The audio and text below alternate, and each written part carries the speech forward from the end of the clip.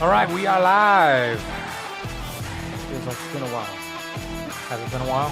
I don't think so. No. This feels more routine than anything else in our lives. This is the most routine thing I've ever done in my whole life. Yeah. Maybe I mean, I guess even when I was younger and I went to school, it didn't count. You showed up late and stuff? Well, it was 5 days a week. You skipped? We've done this every day for over 60 days now. Over 60? I mean, I think we're pushing 70. Yep. And some of you poor folks have been here from the very first episode. It was a different channel. It was a different season. Yeah, we used to talk about photography. Remember those days? I do have a good bit of news about that. Second show of the day. Yeah, I guess that's true. We have finally wrapped up the how we live stream video with all of the info and everything that we've learned. Sorry, my keyboard is acting crazy. There it goes. Now it's working. Everybody have a drink. So hopefully tomorrow we can launch that. There's probably like 5 or 6 people that are interested in that. I mean, nobody's going to build this. No, but not a single person. We give them some other options too, which is nice. Yeah. Let me make sure we are muted here. Let's go ahead and start out on a bad note. We can look at these numbers. We have finally hit the number that we were expecting to hit. 100,579 deaths in the United States. Did you hear the conspiracy theory on the number? Oh my God, I can't wait. It's nothing crazy. It's just that Trump, or maybe the whole government, maybe all Americans, didn't want to see the number hit 100,000 on Memorial Day. And so for the, Sunday is always a low day, and then Monday is typically a high day. Okay. Well, they're suspecting, I don't know, I guess we'll see. Do we have today's numbers? Probably not till tomorrow. They're thinking today's numbers are going to be potentially the highest in a while. Ah, okay. Well, let's go down just because we've had a long weekend. Well, let's see what we got here. So maybe I need to come down here to the chart.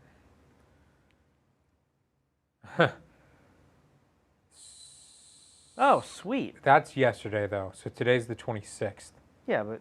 So, yeah, like that number can't be right. 505, go all the way back. When did we hit? Yeah, 505 was like March.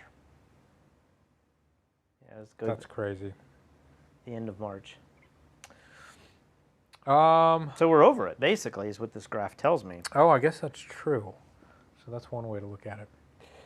Let me make sure that our picture-in-picture is working. Yes, we were messing with things today when we were... People are asking how Touche Films is the moderator. He explains that he used to live in Charleston. But, I added him as a moderator just to see if this option I found deep in the back end would work. Dude, don't tell him that. He's special. What? He is special, but he's the only everything. person I've added. I thought maybe I should make a couple more moderators. Well, the other thing was, he was just showing up and commenting every day in our videos. Yeah. Like, I wouldn't mind making anyone who's here every night a moderator. Well, that's probably more dangerous than what I just said. That's probably true. Well, we can start off with a fun video here. Yeah. Sorry. The titles of these videos. We don't have that many videos tonight. We said we're going to try to keep it short. Well, yeah, maybe for once we can have a sub 1 hour video. People were so upset in the comments. They're like, don't make this a 45-minute show. Guys, there's other things to do besides talk about coronavirus. But you know how you love calling people my boy? Yeah. Well, I got a video with your boys and girls. Can you guess which one of these videos it is?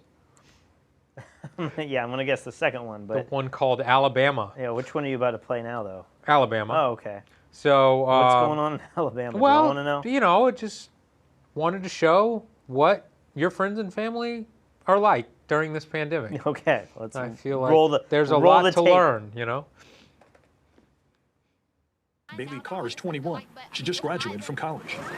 Everybody's got to go somehow, you know what I mean? You mean die? Yeah, but in a way, I don't want to die, but, if that's what God has in store for my life, then that's okay. My family has the same mindset as me, and we kind of just agreed that if we get it, we get it. We're going to handle it as a family and just get over it, because that's what family does.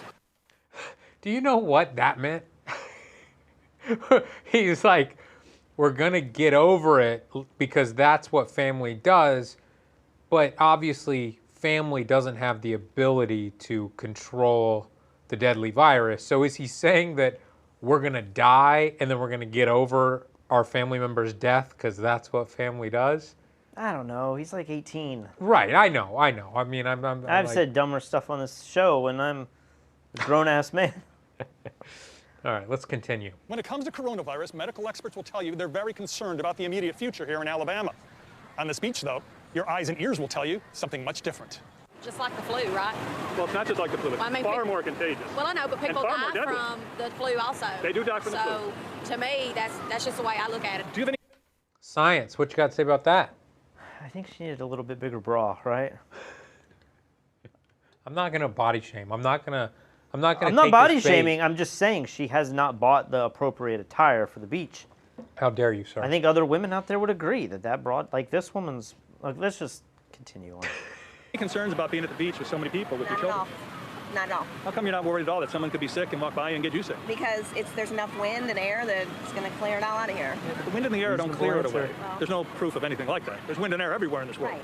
Yeah. No, I'm not worried about it at all. So, I mean, Where is this, Mobile? Like, there's very few beaches in Alabama. You sure this isn't Florida? I'm pretty sure it's Alabama. You know, the more north you go in Florida, the more southern it gets. Yeah. This, I don't know. I mean, I don't know what beach. That's they're at, because the high-class people of Florida but go south. are mixing with the inbreds of Alabama, and this is what is created. I bet you'd see a lot of this in Miami as well. But Maybe. is there more to this, or is it just? No, there's more. In terms of the, being outside and it's safe, I mean, there have been lots of studies that say it's exponentially safer to be outside in the sun and wind than it is inside. And I think technically we might still be under a mandate here in Puerto Rico that we are supposed to be wearing a mask even when we exercise outside. Is that what it said? I'm pretty sure. I mean, I think that's what it's been for weeks now. I could see a lot of people doing exercise with masks and not working out so well for them. Well, there have been every day I go out, I go out every day and ride bikes or skateboard or whatever, and there's more people every day. And I would guess 5% of the people in our neighborhood are wearing masks. But they're funny because a lot of I see a lot of people. Like, I just went out and got Papa John's pizza, and there was a lot of people with masks.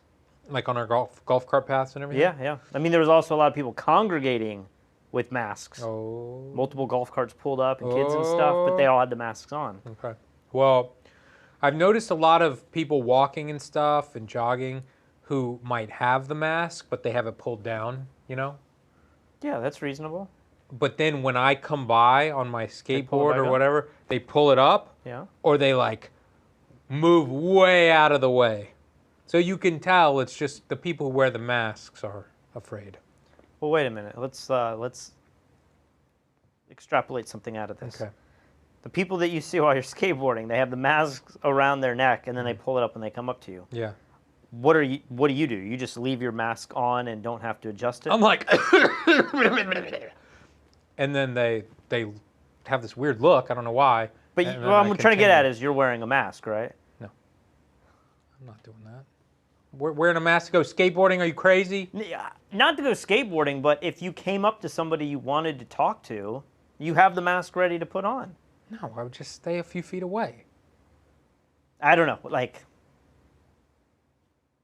just feel like you should have a mask on you at all times.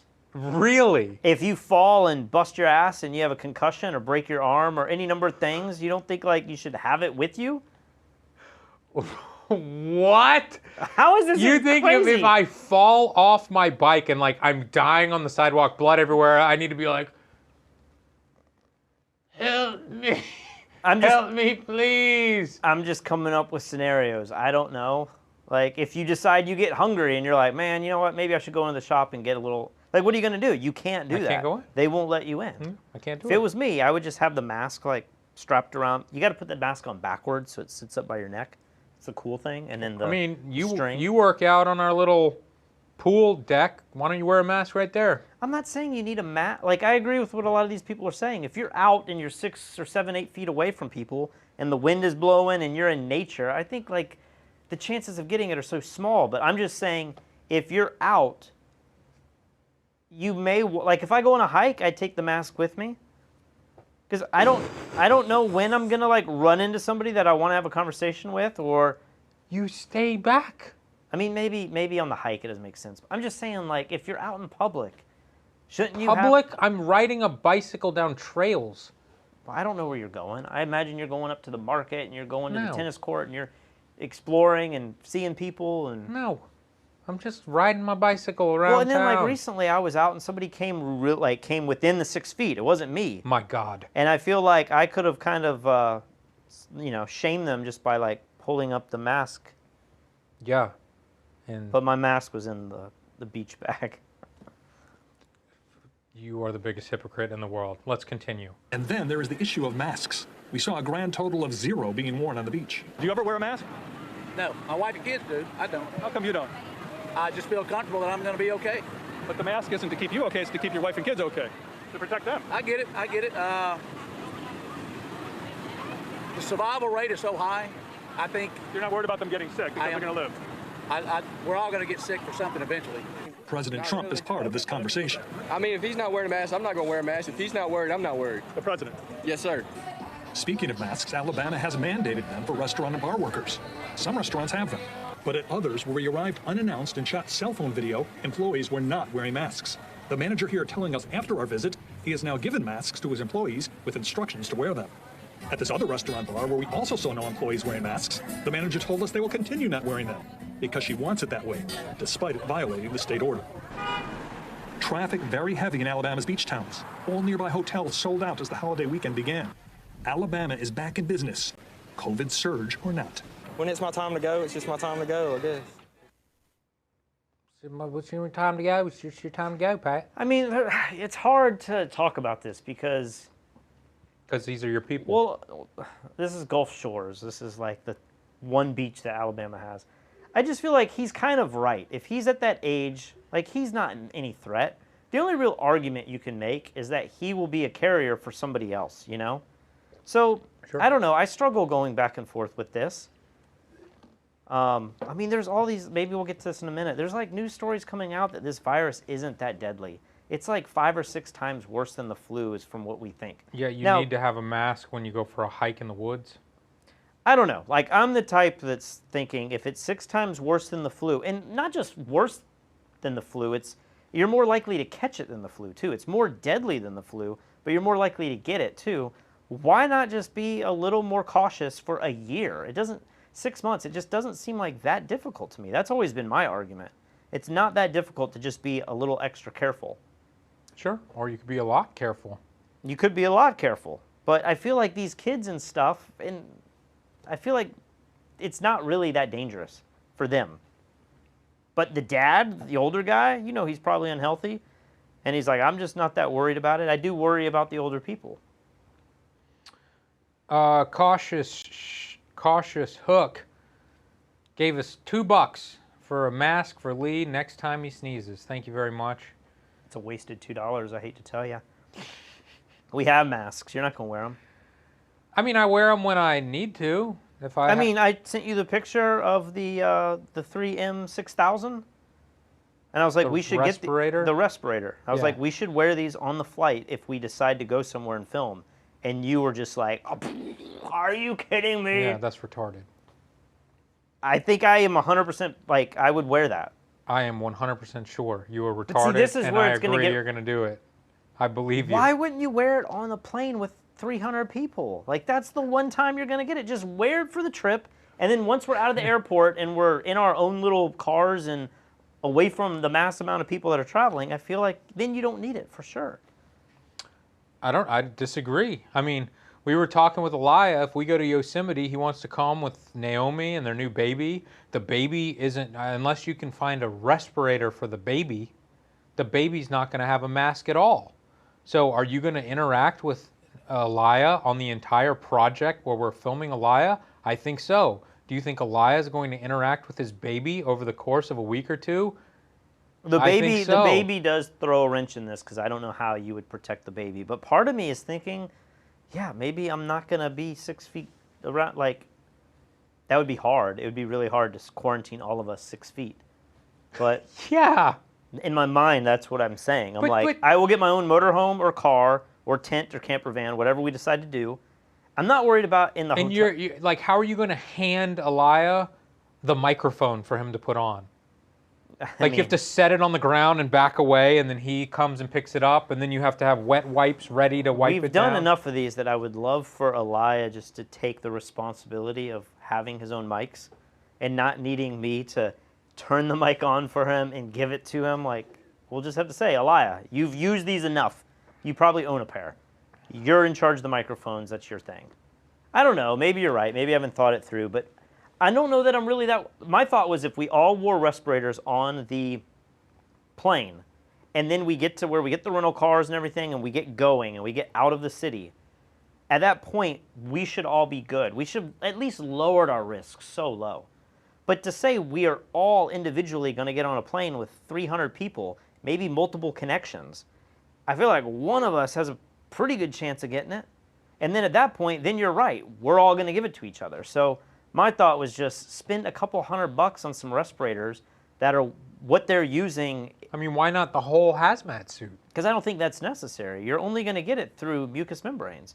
So just... I know, but you need to have the whole outfit so you can shed it off immediately once you get out of the airplane. Or you have some sort of antifungal viral bomb. Like, you go into a stall, you have the hazmat suit. Yeah, it's like Batman. It fills, and You might be onto you do something. like this. I don't think TSA would like this. And then too you much, but- unzip and you immediately throw it away. Maybe you need like the hazmat bag. I'm not against having a change of clothes when you get off the airplane, but we're seeing studies that say people aren't getting it from touching things. Yeah, It's but not just gonna be the on your other day clothes. you said that you didn't believe that. What? Like when we talked about that study that we don't have to worry about surfaces anymore, you were like, that's bullshit, I don't believe that. It depends. I think in the subway where you're all grabbing on a pole, that can't be good. I think you probably could get it there. But when you talk about, like, because I sat in a chair in the airplane, that I'm now going to get it on my butt and then I'm going to somehow touch my pants and get it to my face, I feel like you just have to take a reasonable level of risk here, or, accept a reasonable level of risk. I agree. Getting on a plane seems pretty risky when I see all these people. I mean, you see all these tweets today in the last couple days about people who've been flying, and they're tweeting American Airlines, and they're like, you said you were not going to sell the middle seat. You said you were going to cut down seats by 25%. And the responses from American Airlines are just like, they're trying to ignore whatever statement they made. Okay. But it goes back to the video you just showed. A lot of people are saying Alabama beaches and restaurants are not following the mandate. But the mandate's not law, right? It's just a suggestion. Is there I don't know. Is there like a federal mandate or a CDC guideline that they've given that says you should, do this?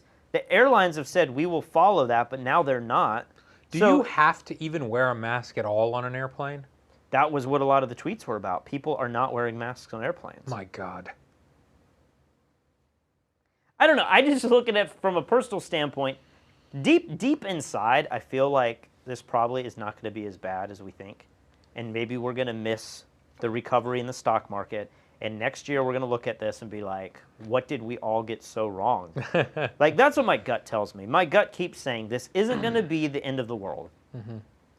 But I also tell myself, why not just take extra precautions for ourselves? Especially if you're ever going to go see your family and stuff. Why not just do it? We have the means to do it. It's not that big of a deal. Just wear a respirator everywhere you go. Not everywhere, just in the plane.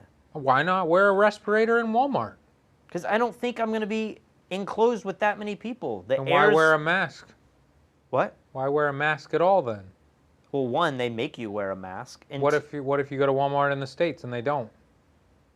I think I would still wear a mask. Why a mask there and not a respirator there? It has to do with how tight of an area that you're in. You know that sneeze test that we had in like the 5th video? Yeah. It's like if you did that here with somebody who was questionable, I would worry about like this little space for if I'm here for a while. Mm-hmm. But if I'm in Walmart moving aisle to aisle with huge ceilings and big spaces and big circulation, and I have a mask, I feel like that again is lowering the risk. But if I'm in a tube, I feel like that's probably a much higher risk. I agree. So why not just protect yourself? Why not be a little safer at Walmart too?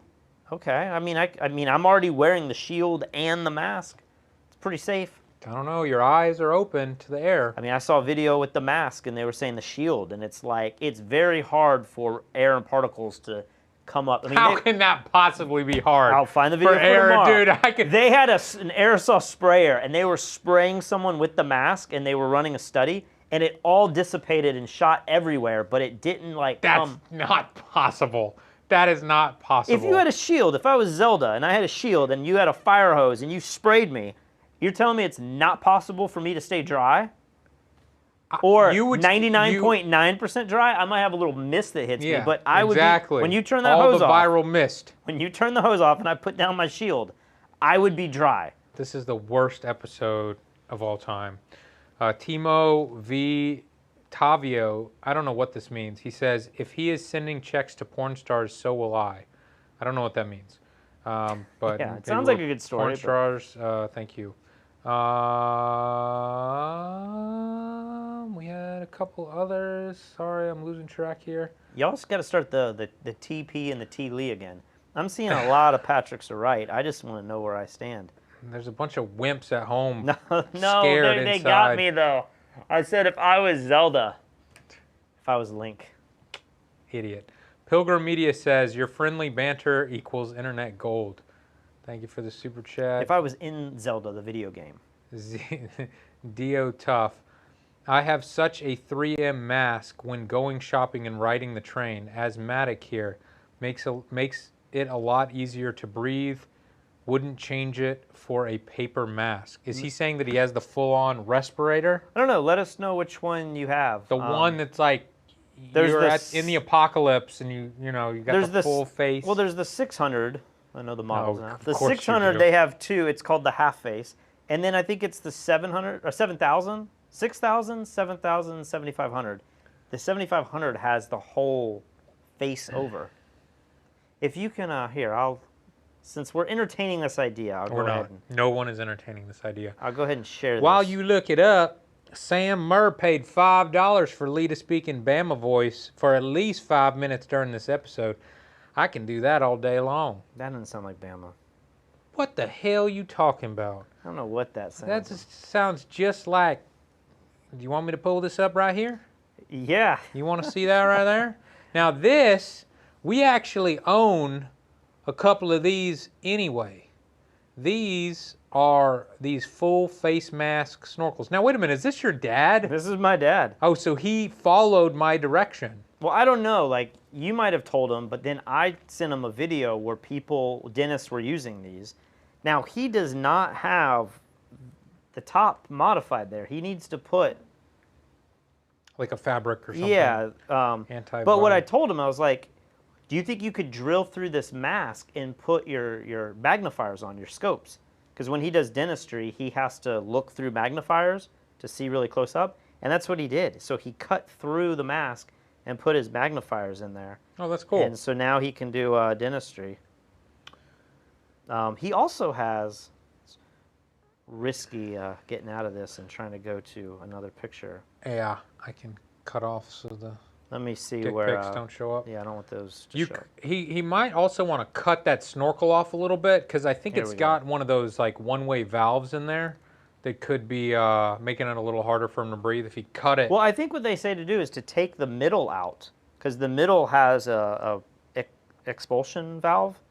Okay. But you can like take that off and flip it the other way or something. People were saying how to do this, and so you can make it easier to breathe. So what is this? But this, I don't really know what this is. This is an IQ Air, Swiss-made high-performance. Turn your phone sideways. Yeah. Oh, look at that. I'm learning something. So this thing he has in each operatory, and this will go through all of the. It'll filter all the air.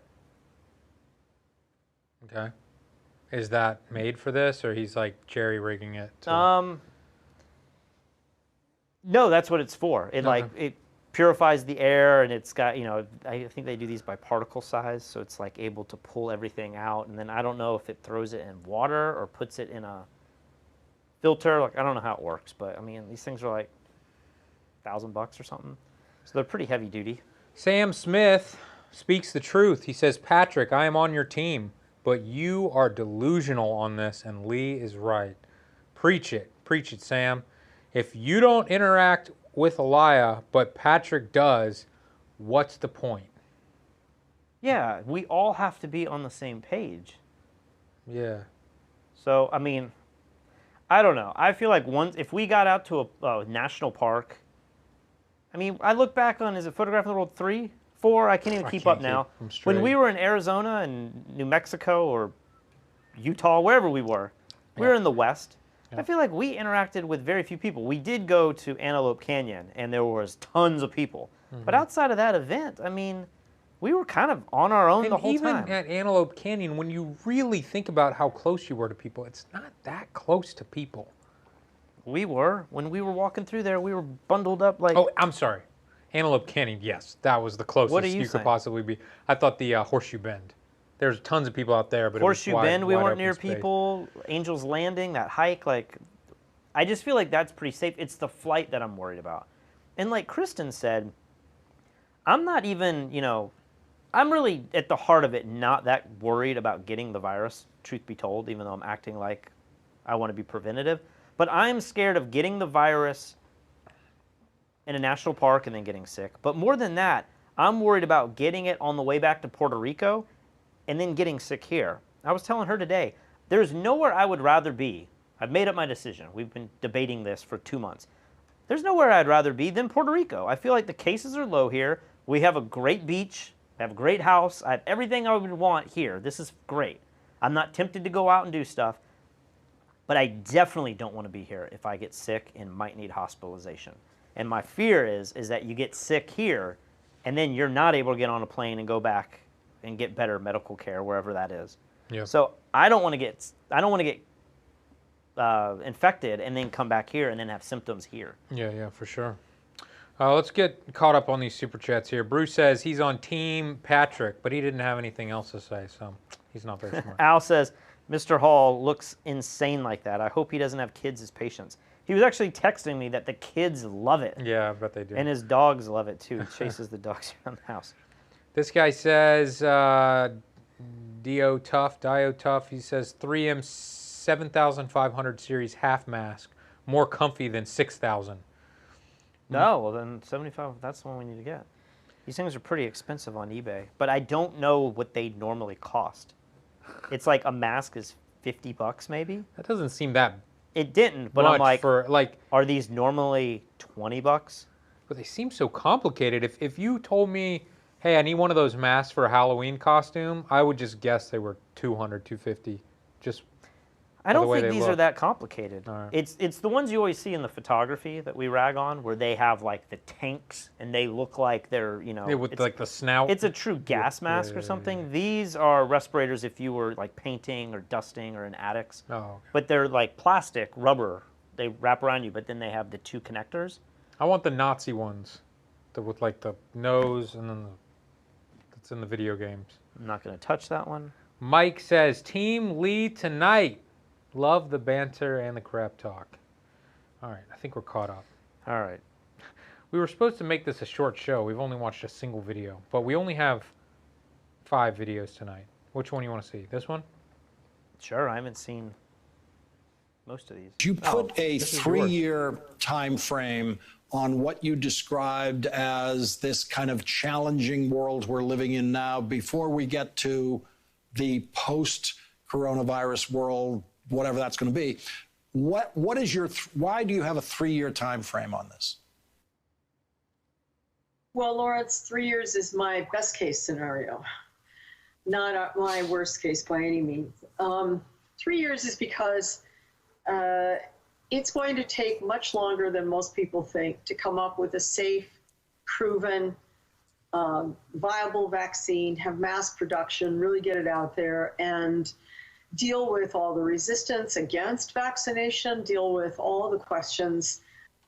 Where have I seen this woman before? She's the one that was. They used her as a reference for Okay. Contagion. That's what I she's thought. always the Debbie Downer who's super anti-government. Maybe she's good at her job, and she knows the truth. But yeah, she's a bit of a Debbie Downer. Associated with, decisions about who should have access to it, where the priorities should be. And keep in mind, if we went on the hyperspeed timetable that the White House is now pushing, as one of very dear... Isn't it Project Warp Speed? Yeah, that's how out of touch she Yeah, is. she cannot be trusted. Hyperspeed.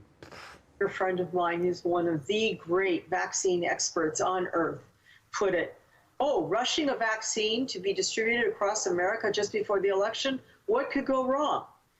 And I mean, it really is amazing that we're going pell-mell speed with the leading candidates for rapid vaccine use being of a type never previously used, not only in human beings, but in animals. One is a mRNA-based vaccine, another is a DNA-based, both nucleic acids. And I'm told that the mRNA-based vaccine has to be stored on dry ice, not just a cold chain, not just a refrigerator, dry ice, because it's so unstable. I mean, we could be rushing into a real mess. Meanwhile, I think in reality, if we want true safety profiles, if FDA doesn't get pressured by the White House to give the green light on something that is inadequately tested, both for its efficacy and its safety, then we could be out to this time next year before we're really even thinking about vaccinating people outside of test subjects. So she's saying 3 years. Yeah, but she doesn't understand Project Warp Speed and how it works because... It goes faster. Yeah, it's like, it's normally slow, but it's Project Warp Speed, so it's going to be fast now. It's like having nitrous in your car. Normally you can only go so fast, but when you hit that button, you're going quicker. Infinitely faster. Well, there's got to be a limit here. We're not I don't know. Trump's in charge.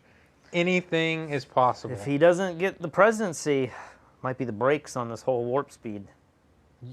Are you saying live on the air right now that Biden will dismantle Project Warp Speed? I think he will. Will he dismantle the Space Force?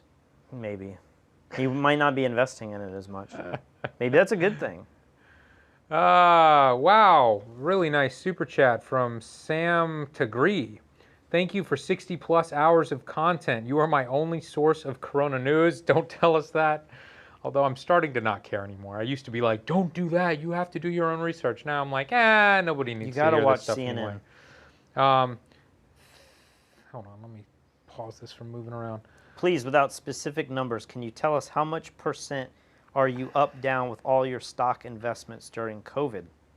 I actually, last week, in the last 5 days, I calculated how much money I lost by selling half of my position. Yeah, like a house's worth? Small house, yeah. Yeah. It was a 6-figure number. I think I lost, I don't exactly know. I've been very consistent recently. I might have lost like 30 grand right at the beginning because one of the few things I had money in was the energy market, which was hit worse than the airline market. But then I bought tons of gold, and that's been doing well. And then I've bought a lot of like negative inverse ETFs, which have been doing horribly. You still have those? Yeah, I'm still sitting on it. I guess at this point, are they just gone? I hope not. I put a lot of money in that one. You checked it? No, I haven't looked at it. Because they deteriorate over time. I know. And especially the market's when the market's going up 2% 2% every day. But my gold's been going up so much that every time I've looked at my stocks. Is it up that much? I thought gold was up like 8% in 2 months.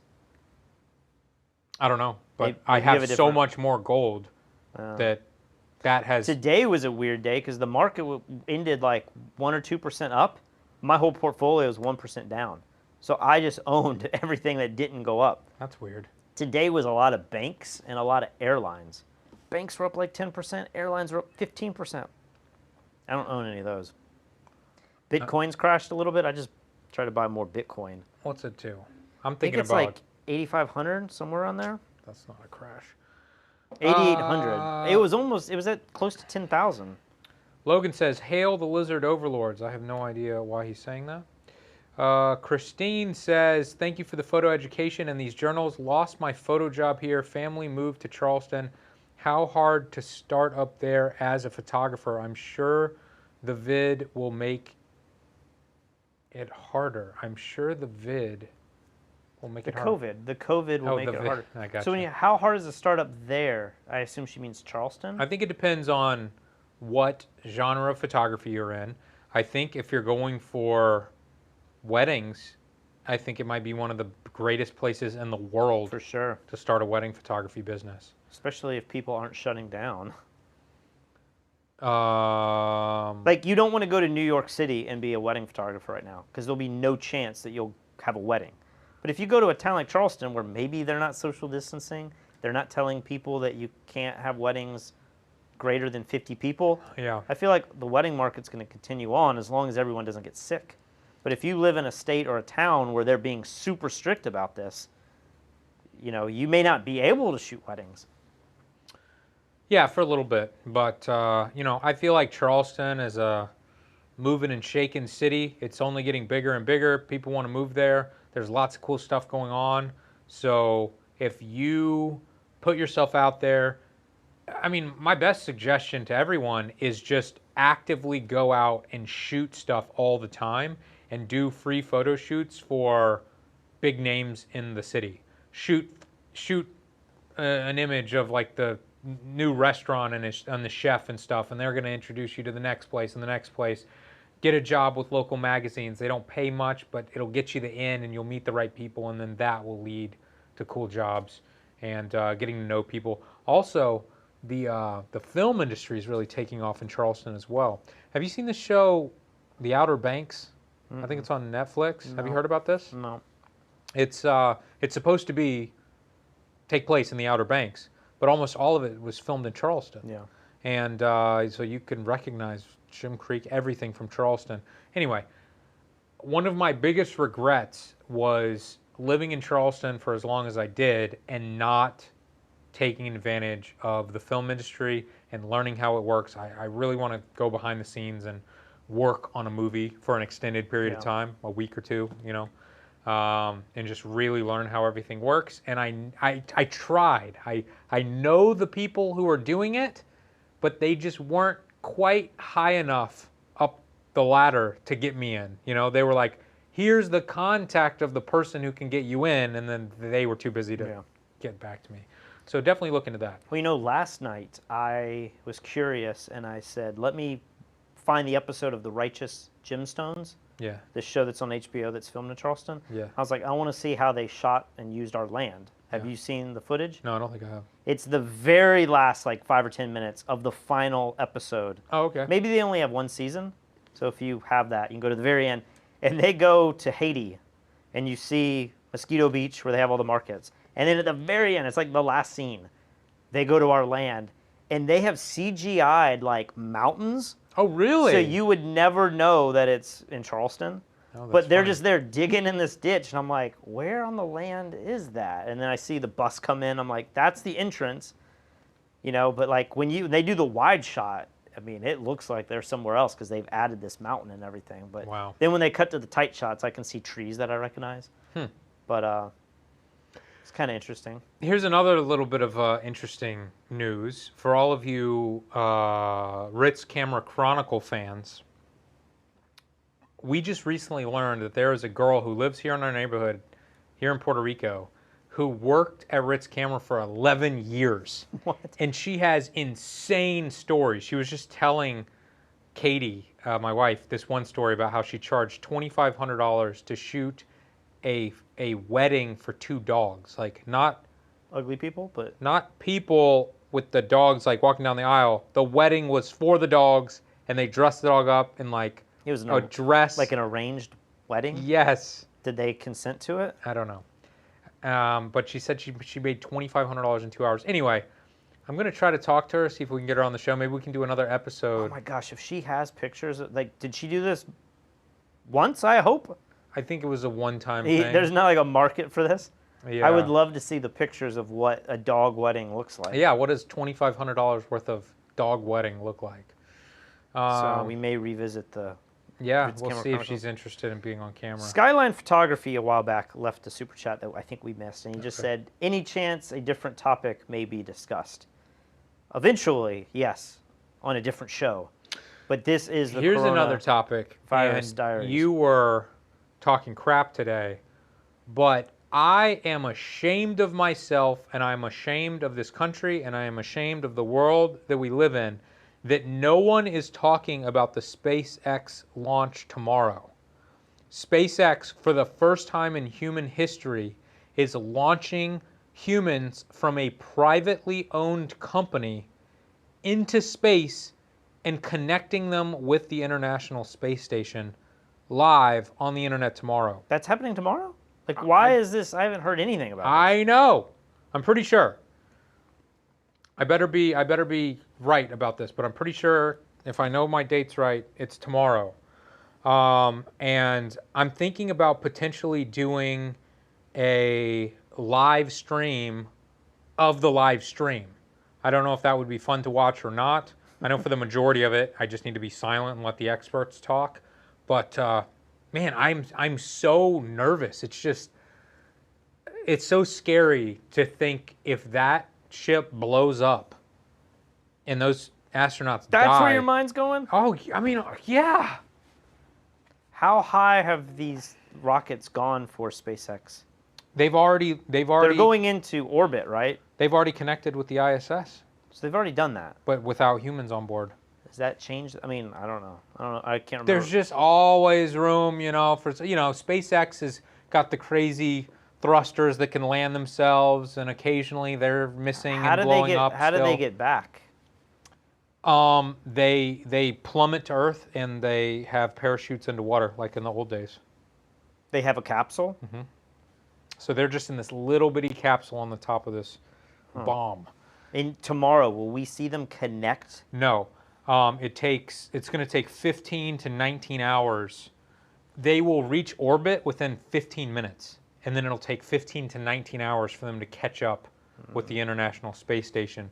But I would imagine the next day, you will be able to watch them live connect to the space station. So I just think that's incredible that we live right now when a private company has created this technology. David says, fight companion for SpaceX launch. Yeah, that's what I was thinking. I wish I had a companion who actually cared and knew about this. I wish I knew what that comment meant. Fight companion. Is that a service? That's what Joe Rogan does with all the fights that he doesn't talk about. He has his buddies come over and they do a live show. So you can watch the show, watch the fight with the sound off, and then listen to all the crazy stories and Joe and his friends. Not for MMA, though. Yeah. Well, he's at the ring. Like, he's at the event. No, he does those fight companions for the smaller ones that he doesn't go to. He's not at. Okay, that makes sense. Andrew says, I was a manager at Ritz/Wolf, 4 years total at the company. My mom was a master lab tech for like 15 years. She's got some stories. I never made it to the master level. What does that entail? I don't know. There's like 5 or 6 levels. What level was I? I don't know. Did you ever take the tests? I never heard of a test. Oh, yeah. You could get like... So I came in from Wolf in Nashville, and then I started at Ritz in Charleston, and I came in having already done all of these things, and I think they didn't write it down right, and because I had a college degree, I guess, I don't know, they gave me a higher pay. So maybe at the time I was making like $9 or $10 an hour. So then I came down to Charleston, and they didn't have any of this recorded, so I got hired at $10 an hour. And then I continued to do these little upgrades, which were like 50 cents each time you did it. You had already done once? Yeah. So then I did 4 more, which gave me $2 extra per hour. So I think I was up to $12 an hour. And then with sales commissions. And all of your cooking the books with the Okie books and the big print I might have been making like $13 an hour on average. I bet it was more than that when you add in all the extra. All right, this is a coronavirus show, The, right? the other thing I wanted to say, though, so tomorrow we might do that. When is that, like 3 o'clock Eastern? I think it's around 3 or 4 p.m. tomorrow. We were supposed to do some other video, and I was like, we can't do it tomorrow. Well, are we confirmed that we don't know if we're doing that tomorrow? I don't know. We got to talk to that guy. We have another video where we're going to do a live video with an inventor who has created this interesting softbox. And so we will show you the promo of this thing this guy's made. It's really cool.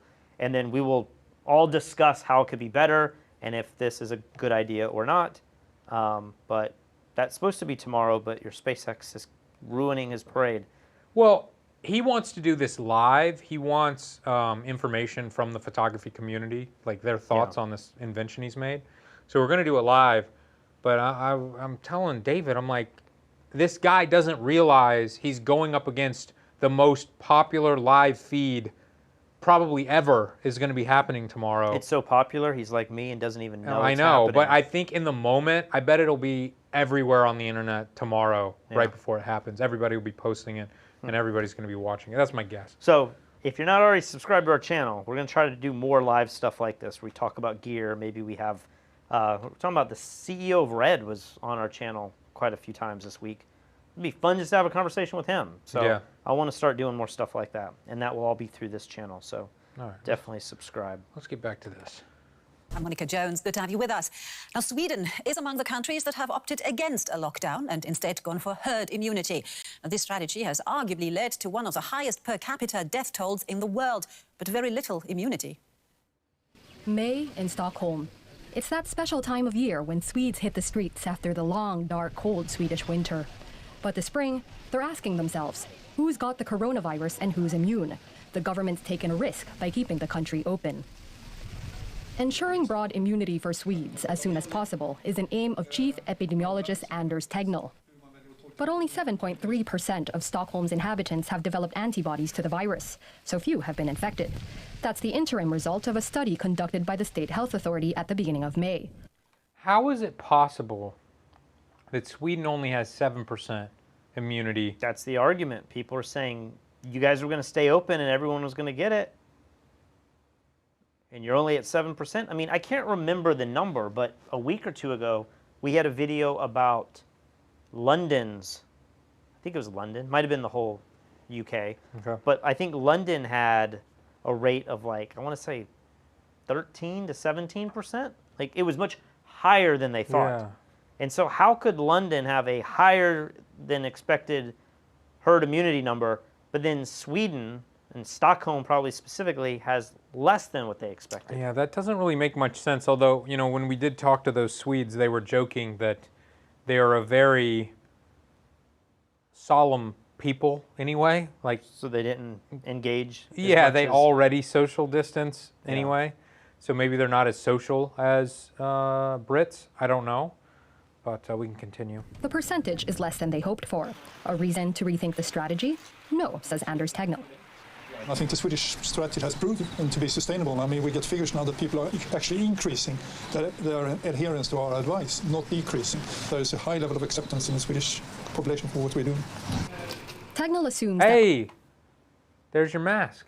That's a little more hardcore than the one I'm looking at, but yeah, that's something similar. She's only got one of them on, though. You could paint like a Joker smile on the other side, you know? Probably let me have that middle seat empty. You might be right. Almost a month after the study, about 20% of the population in Stockholm has now developed immunity to the coronavirus.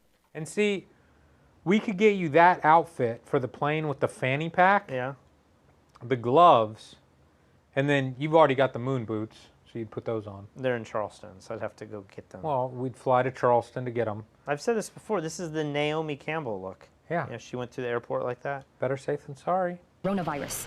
But critics say that with some 4,000 deaths in a population of 10 million, Sweden has one of the highest corona mortality rates in the world. So here's one thing that I want to try to decipher, because it's not making sense in my mind. I like to talk and figure things out. Go to Worldometers. Okay. They just said 4,000 deaths in a 10 million population, 10 million person population. So what do you want to see? Deaths per 1 million Deaths population? per 1 million population.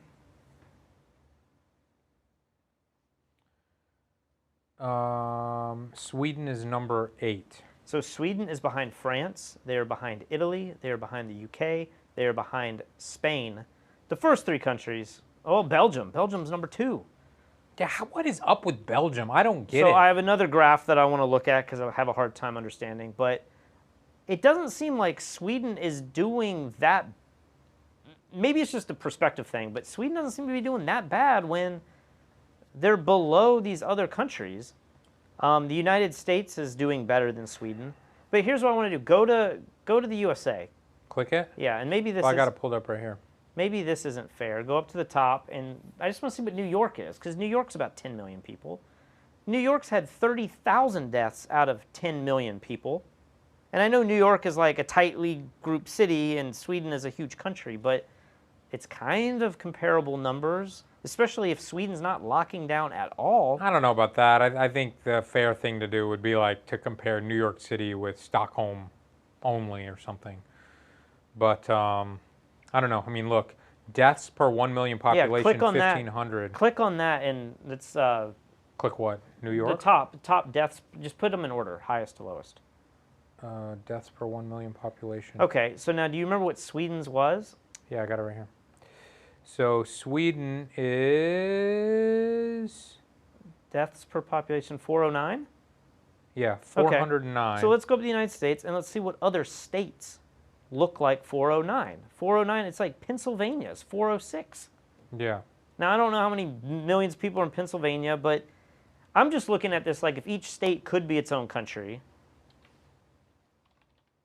I guess I'm just trying to figure out, is Sweden doing really bad? Look at or Puerto really Rico. Not that bad at all. 38 deaths per 1 million population in Puerto Rico.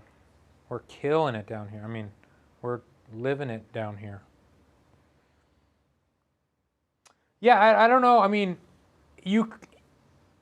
with a lot of studies and statistics, you can kind of take the data and make it fit whatever you want your narrative to be. So, for instance, as someone like me who would prefer if this was overblown, you know, I could look at that and go, well, look at this. Sweden is basically, you know, one of the freest places in the world. They're just kind of letting people live their lives and make their own decisions. And only 7% of the people have it. So maybe it's not as contagious as you would think. But other people could look at that and say, but wait a minute, Sweden's whole entire goal was herd immunity, even though they've said that's not their goal. But you could say that. Their goal is herd immunity, and they're failing at their own goal. I don't think their goal is herd immunity. We had videos where he said that could be a consequence of staying open, but that is not our goal. And I think he even said, I don't know that herd immunity is possible. So videos like what we just watched, we're trying to throw this narrative on it already that herd immunity is the goal, and oh my gosh, they're only at 7%. Click on New York real quick. Because somebody brought up the point that I just want to see do they show cities in New York? I guess I'd like to know what New York City is. How many deaths? So they have the boroughs. Yeah.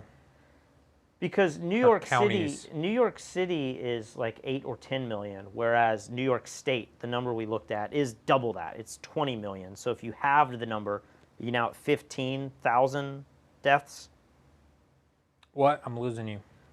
I'm just saying, like, Sweden has 10 million people, but New York State has 20 million people. So I'm just trying to, like, maybe you need to divide that number in half. Dude, you are making up math right now. No, I'm saying Sweden has 10 million people, okay, and 4,000 people died. Yep. If you go back one, how many people does... We know New York has 20 million people. So 20 million people... So to divide that in half, so it's the same number of people as Sweden, 10 million. Just trying to make it 10 million people. You would have to divide the total number of deaths, and it's like 30. So we're saying 15,000 for 10 million New Yorkers, 15,000 deaths for 10 million New Yorkers versus 10 million Swedes at 4,000 deaths. New York still has a much higher percentage of death. What y'all got to say about that? I'm just trying to make the numbers. Figured it out. All right, so here's another one I want to pull up. We don't have that many videos today. People are wondering how long this is going to be. I'm wondering how long this is going to be. What are you doing? Go up to COVID trends. COVID trends. Where is this? Third tab you got open here. Oh, here. Yeah, left. This. Yeah. Well, this isn't the one I wanted to bring up, but we'll do it anyway. Hit play, because this is a website that we showed like week 3 of all of this, and it basically shows you the growth over time of all the countries.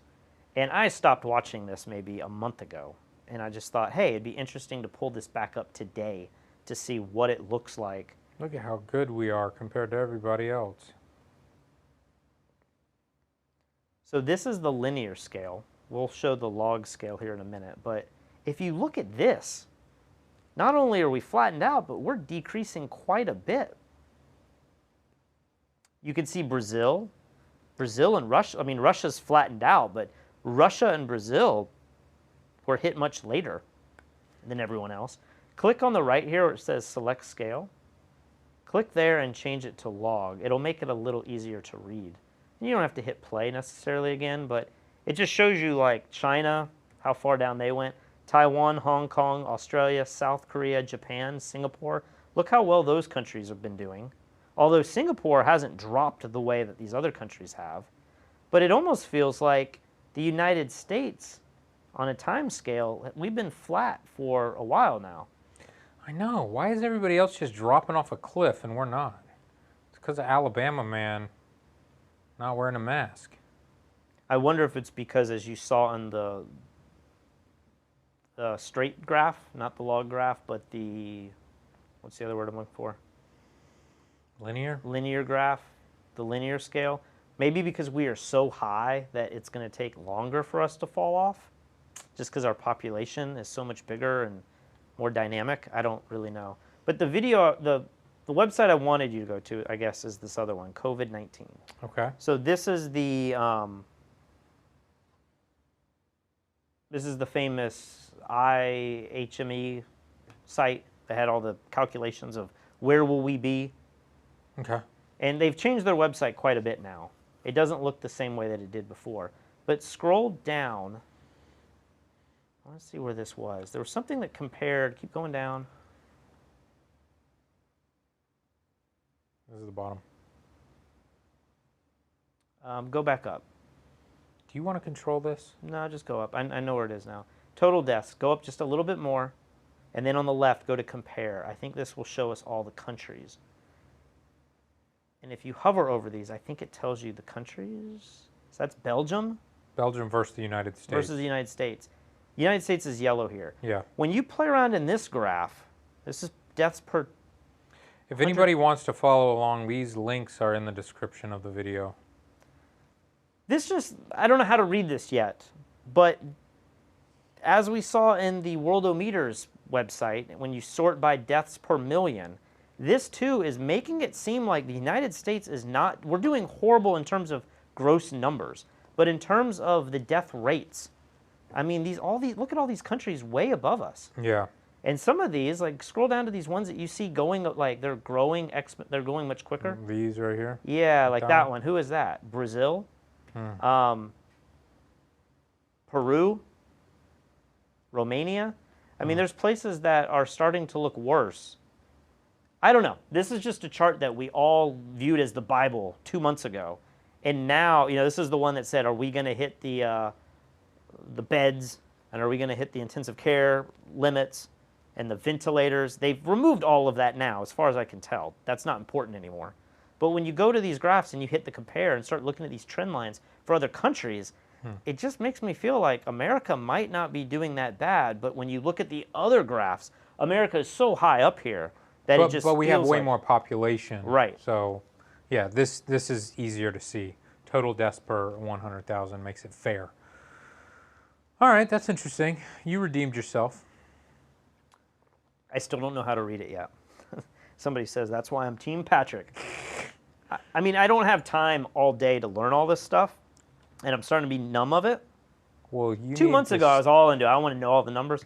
But I do think it's interesting to throw these out there so that you have more information to look at. We got one more Sweden video here. In Sweden, the authorities' strategy to fight the virus has come under increased scrutiny. The Nordic country has stayed away from quarantine and lockdown measures and instead urged the public to act responsibly. But the number of deaths continues to climb, especially among the elderly. Our reporter Per Bergfors Nyberg reports. This is Moses Ntanda celebrating his 70th birthday at a restaurant in Stockholm 2 years ago. Last month during Easter, he died alone in his nursing home room from COVID-19. Moses was my uncle, and he was like a father to me. When Moses was diagnosed with COVID-19, Juliana and her husband begged the local authority and the staff at the care home to take him to hospital. They said that that's not how they handle it when the old people get corona. They take care of them in the home instead of sending them to the hospital, and that he's not in need of hospital care. But the truth was he actually was in need of hospital care. One day at work, everybody was starting to scream like, hey, Peter, you need to come, something has happened to your mother-in-law's brother. So I ran to her and she fell down on the floor, so I hugged her and we cried.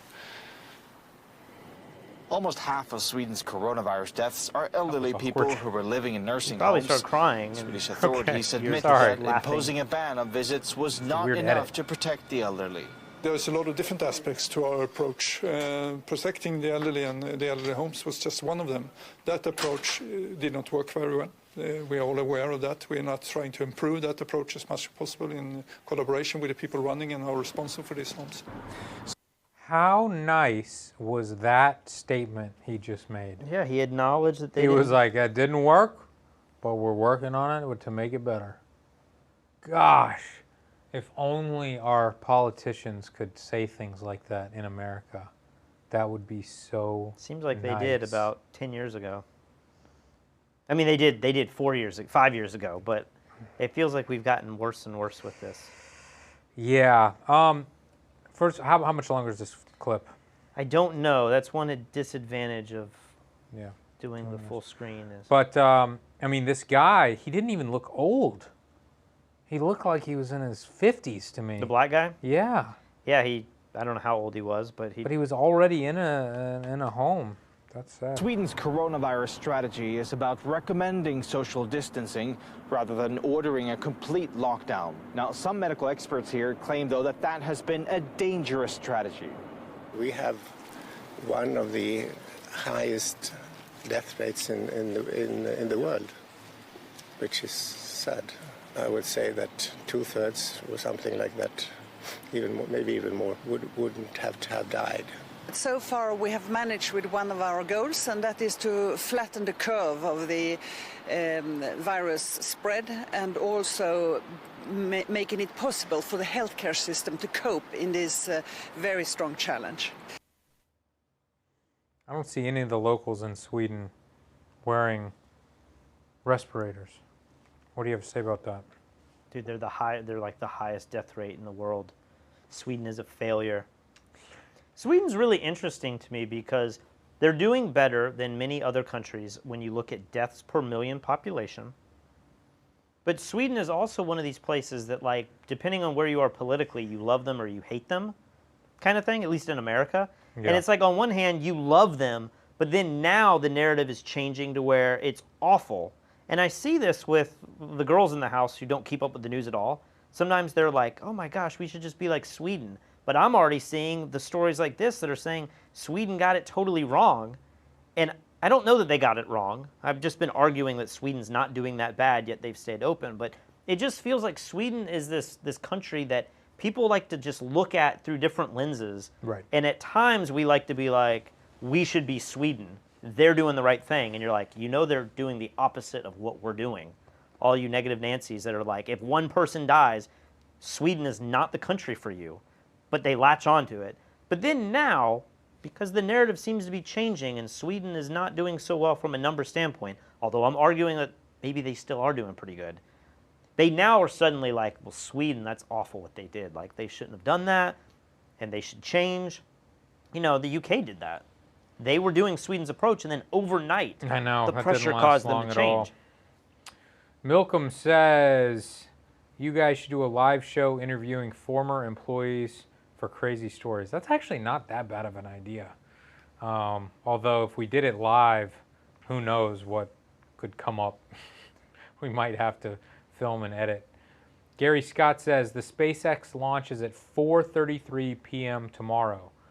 Go Team Patrick. Screw you, Gary. Maybe we could knock out the other live video. Didn't the guy want to go live at 3? I think so. I don't know how long that video would be. Maybe it'd be 30 minutes. That'd give us an hour early before the launch. The problem I'm noticing with the live stuff that we did early on is that it's very hard to be conversational. It's almost like you need a question, and then you need to have the speaker speak.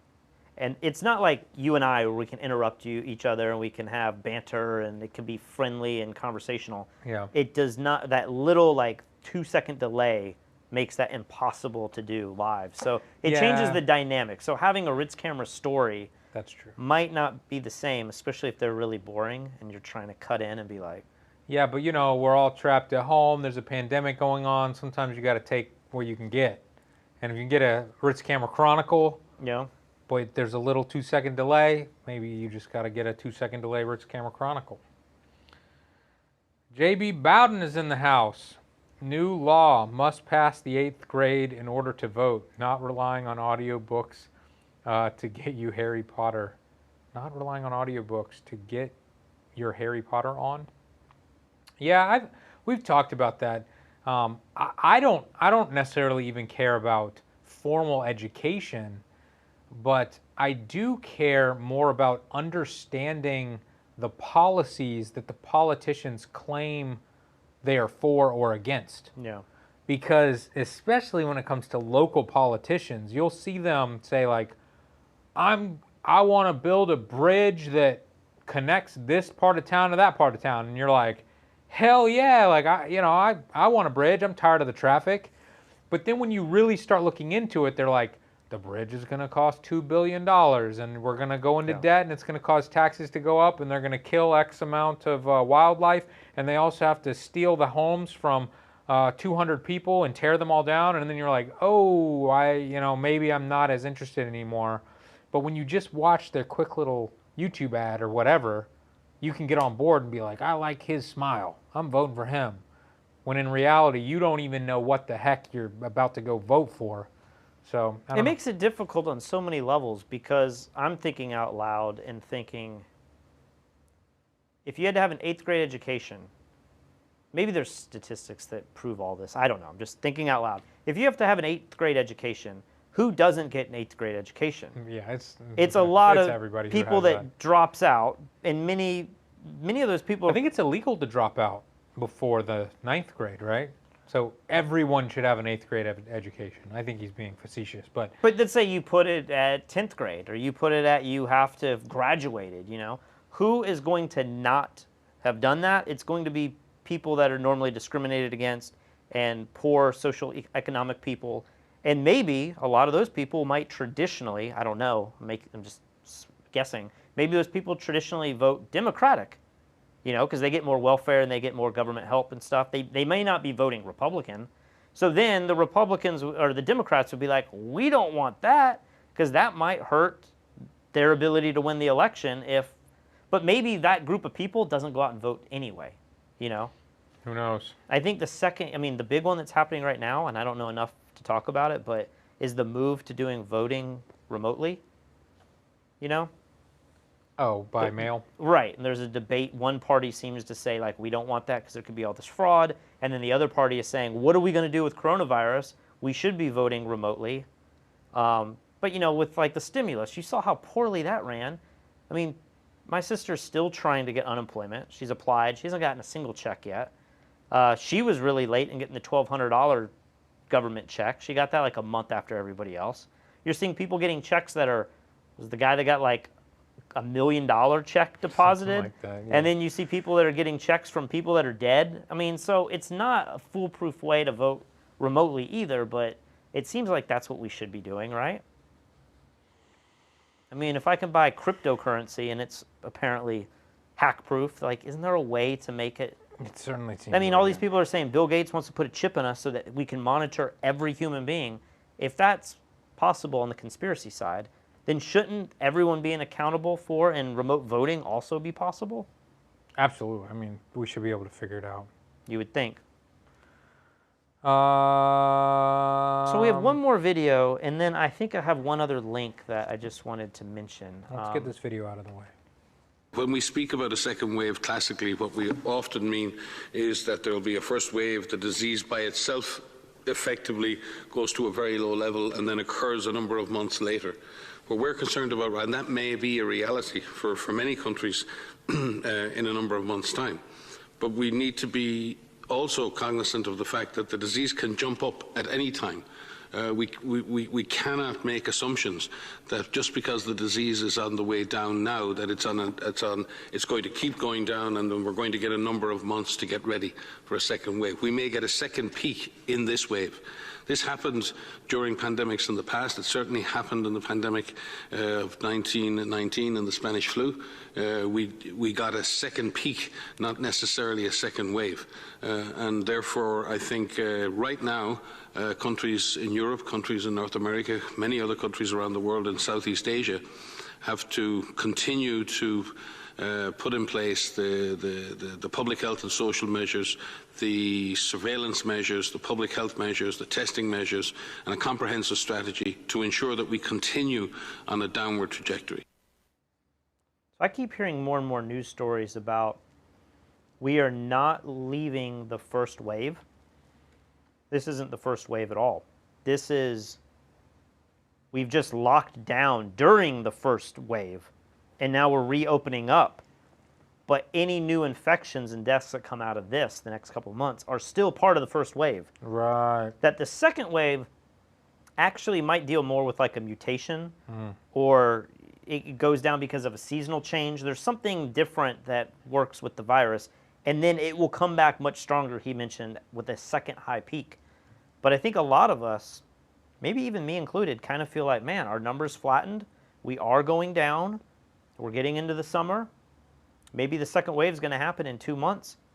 But that may not be the second wave. That might just be the consequence of locking everyone down. Yep. And now we're reopening.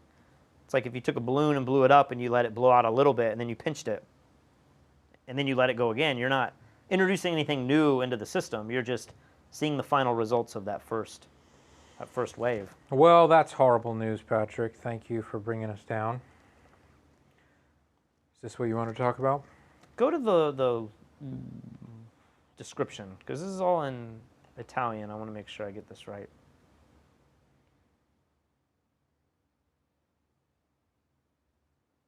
So this article, if you go back to it on the other tab, there's a link in the description. It goes to an article that is in Italian. So I can't read this, but it's there. Basically, what they were saying was that, just as reference, you know, maybe people out there speak Italian. This article, garbage. I don't know. I hate all these pop-ups that these news sites do. Oh my gosh. Don't go to this article. But this is the article everyone's referencing. We're done. Basically, it is saying that when they are studying the virus in Italy, that they are finding that the viral load on people is much lower now. And so people might be testing positive, I believe, but they're not being sick anymore because the virus, maybe it's mutated. I don't know what the implications are here, but that they are finding significant studies, they're having significant studies that are saying the virus isn't very deadly anymore in Italy. That somehow we've talked more about like the more amount of viral particles that you get, the more deadly it is and the more likely you are to get sick. They're saying that in Italy, they're seeing a major trend of this changing. Well, it would make sense because everybody's being more safe. People are washing their hands. People are wearing masks. You're still getting infected occasionally, but you're not getting infected because you were sitting across the table from someone breathing into their face for 4 hours at dinner. You're not doing that anymore. So when you're getting it, maybe you're just getting it with fewer viral particles. Well, I believe this article was saying that the actual virus is not capable of creating a larger viral load. And the thought here is this kind of could act as a vaccine. If I can now give you a weakened strain of a virus that's not causing this reaction, it's not replicating and causing all the problems, but it's still COVID-19, still this coronavirus, then maybe we can start taking something like this that's being found in Italy. Maybe somehow Italy, they got hit so much harder, maybe it was able to mutate. Like, we do think that it perhaps could mutate in one little population. It's not like it's going to mutate the same all over the world, you know? Maybe we found one that has mutated to a weaker strain in Italy. Could we now take that and start infecting a group of people to test to see now if they could naturally get over the virus and then be immune to it without going through all the severity of what people are dealing with, say in New York, where it seems like the virus was pretty virulent, you know, it was really deadly. So that's pretty good news. So you're saying I need to go to Ibiza and party it up with all those 18-year-olds and get a weaker strain so that I can live? If Ibiza was in Italy, Oh, is yes. it not? No, it's in Spain. But yeah, go to Ibiza and you get sick and then get over it. Is there some party island? I think it's Ibiza. Off of Italy, though? Sicily, or I know sure there's Sicily. lots of. I thought there was like the party island off of Italy. I'm trying to remember because we had that girl stay at our house. Wasn't she Italian? What girl? Are we supposed to talk about this? What girl stayed at her house? Maybe you weren't here. When? Where? Brian Young's girlfriend was here. Oh no, I wasn't here for that. Oh, okay. I thought she was Italian, but maybe she was from Spain. I thought she was Italian, but I thought she said like, "Oh yeah, you've got to come to my country. We're gonna go to Ibiza and party." And I was like, "All right." And then I'm getting countries confused now. Is there another link? I had one more story that. Yeah, there is one more link at the bottom. Singapore study. Okay, so I tried to find a video for this, and there is a video on YouTube from Bloomberg, and it has a 70% downvote. Okay. On Bloomberg, right? And all the comments on this video are like very political, like snowflakes' heads are about to explode, and this is on liberal Bloomberg's news organization, and it's about this article here, which is also on Bloomberg. And so if we go to this, let me try to remember what this article is about. This is saying that in Singapore, patients are not as infectious after 11 days. This is what I was talking about yesterday. Okay, and do you know more about the story? Because what is 11 days? Is that 11 days after showing symptoms or 11 days after coming down with the virus initially? It has to do something with people testing positive and not being released from quarantine, even though they are asymptomatic and not infectious, but they're still showing up as being positive. Yeah, so it's basically saying here that patients are no longer infectious after 11 days of getting sick, even though they may still test positive and they may still have symptoms. A positive test does not equate to infectiousness or viable virus. So yeah, that's pretty interesting. Why would people be so upset on this video? Like, why is it a bad idea? Like, is this good news or is this just a consequence Seems like it's of great news. Because all these people, you know, I don't know all these people, but we've seen people who have complained that they're trying to do things by the book, they're quarantining from their family, but each time, even though they feel fine, each time they keep testing, they are still coming up as positive for COVID, and they're very frustrated. But this is saying that you can test positive, and as long as it's been 11 days, you shouldn't be infectious anymore, which is pretty interesting. Well, I wonder if I could take this news story and combine it with the last article. Could Singapore have a strain that just isn't as infectious, and maybe that's why Singapore is doing so well? Does this mean, this doesn't necessarily mean that COVID-19 patients around the world are all not infectious after 11 days. This could be something that's very unique to that environment, which brings up a whole other idea of what if we find that the recovery of this worldwide is very different? What if we find that Brazil and New York and what are some other countries that are not doing really well? Spain and France. What if a lot of these countries and areas are not getting better and people are still staying sick, but places like Taiwan and Singapore and South Korea, What if they had a strain that wasn't as bad, and that was the luck of the draw, and now it's not? We like to think of it as this linear thing where like the whole world will tackle this one virus, and we will all figure it out and get over it at a certain point. And if you've locked down early, you're just going to get the virus that's already there, and it's going to destroy you once you open up. But what if we all do have, I mean, we were talking about this months ago, there's like 20 or 30 different strains, and for the most part, we kind of lump them all together and say, they're different in that we can identify them from where they came and who was infected by which one. But what if they actually do have real difference in properties? What if some people are not infectious very long in one part of the world, but then in other places, like what if New York or Italy, what if their virus was incredibly infectious? I mean, it seems possible in a country that might be an island or has very few cases, maybe there is one strain, but to act like there's one strain in the United States and then there's one strain in Italy. Well, we do know there's like 2 different strains. There's one on the East Coast and one on the West Coast. And I think they said Chicago might even be like, we have different strains. We know that. I know, but I would imagine if there are 20 or 30, I would have to imagine there are at least 20 in the United States. Well, the United States might have them all, but look at these places like South Korea and That's what I'm Taiwan. saying. Yeah. What if Taiwan's strain actually is much weaker, and we figure out that that's the strain that we could infect a lot of people with, and they could get over it and not get sick, and then they would be immune to it? Maybe we have to look to a country like Taiwan and be like, we need the strain that you have, and maybe 8 months down the road, our decision is we're going to start giving people in America the Taiwan strain because its survival rate is great. Most people don't die from it. Has that ever been done before in human history where there's some virus or some germ or something, and instead of creating a vaccine, we literally infect people with a weaker version of a virus? Is that a thing? It is a thing, but I don't know if we've done that on a mass level. Like, I don't know of a certain instance. Well, anything else you want to talk about tonight, Patrick? We went longer than I ever wished we had would've. 5 videos. 5 videos. We went an hour and 30 minutes. How the hell do we do this every day? All I have to say is tomorrow we'll figure out the space launch thing, SpaceX. Yeah. And then there may be a chance around 3 o'clock Eastern we might do this thing with the softbox. If not, we'll try to schedule that too. Okay.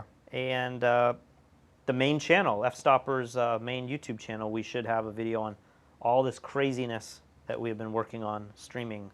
Yeah. I got to do just a couple more things to it, but hopefully it'll be up tomorrow. But it does have a sponsor in it, and I think maybe David wants to show it to the sponsor for approval. So who knows how long that'll take, but hopefully it'll be up tomorrow. All right, guys, thank you for watching. Remember that we have 2 YouTube channels now. If you're watching this, we would appreciate a subscribe. This is the new F-Stoppers YouTube, and we will see you guys tomorrow. F-Stoppers Live, sorry.